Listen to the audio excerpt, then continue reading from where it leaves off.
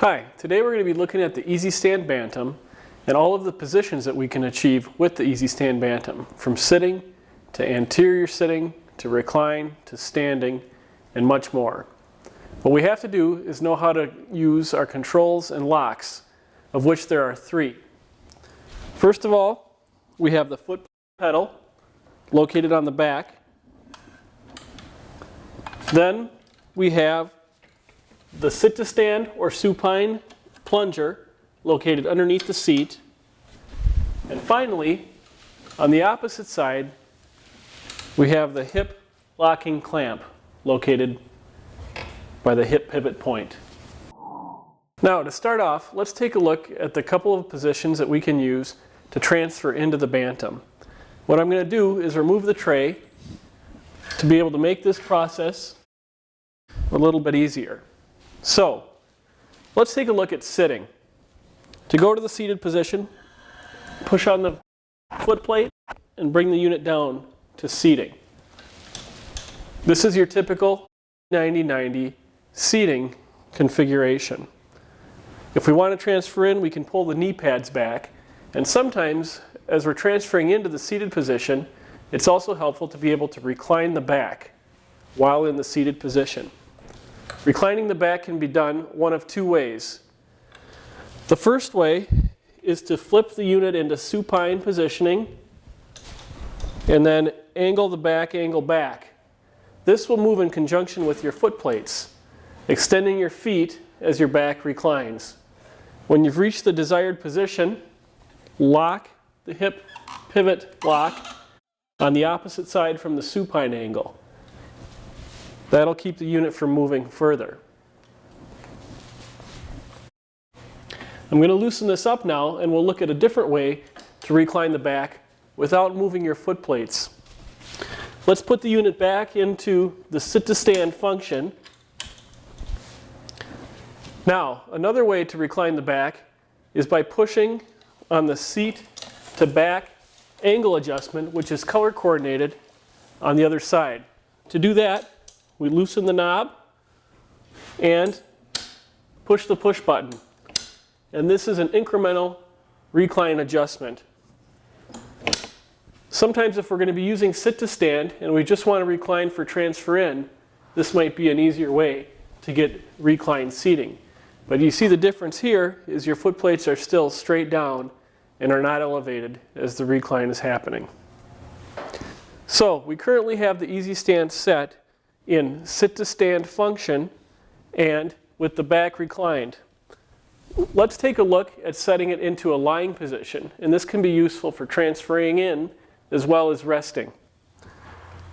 What we want to do is, if we've reclined the back, we want to match up our colors again underneath if we're going to start to put it into supine position. So I've done that here, and I can tighten up my seat to back angle adjustment. Then I flip into supine position, and once I've done that, I loosen the knob, and now I can extend, recline the back, and elevate the feet. And I can go all the way to a full reclined or supine position. When the unit is completely supine, remember to pull your knee brackets off for transferring in and out. And sometimes it's a more natural transfer in if we can close the hip angle down a little bit and lower the foot plates and lock the unit into position.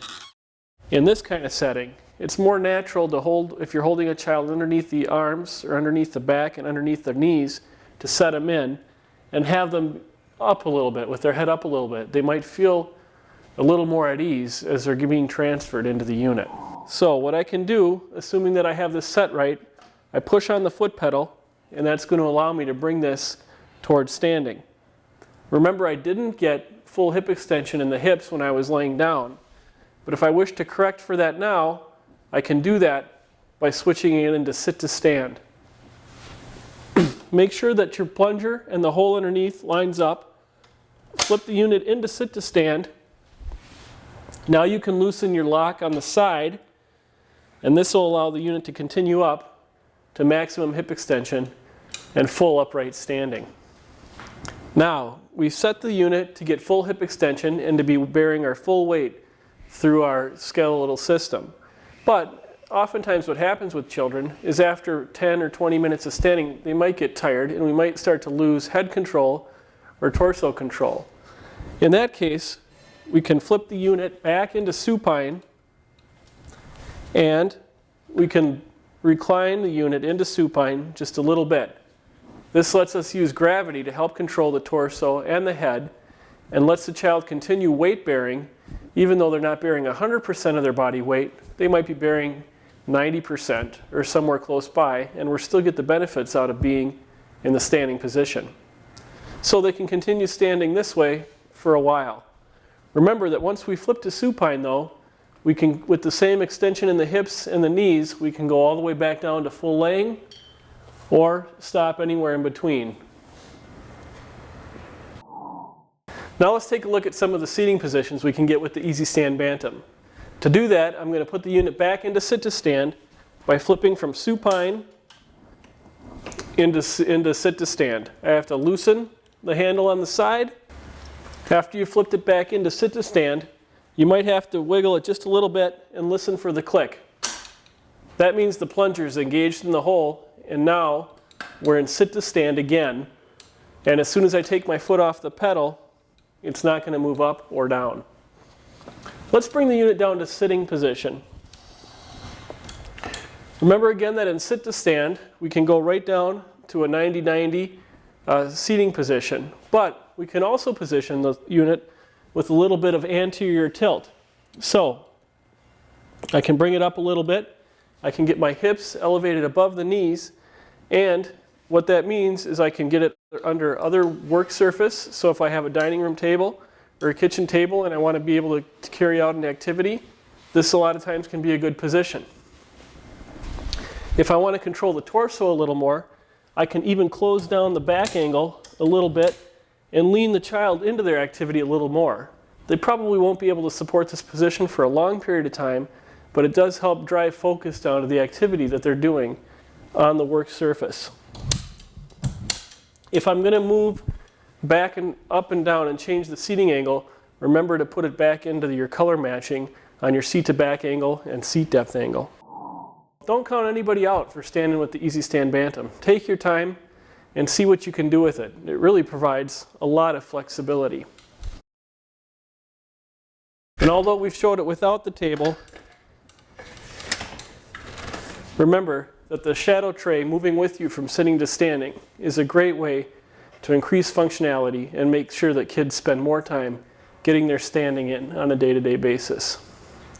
Thanks for looking at the standing positions that you can achieve with the EasyStand Bantam.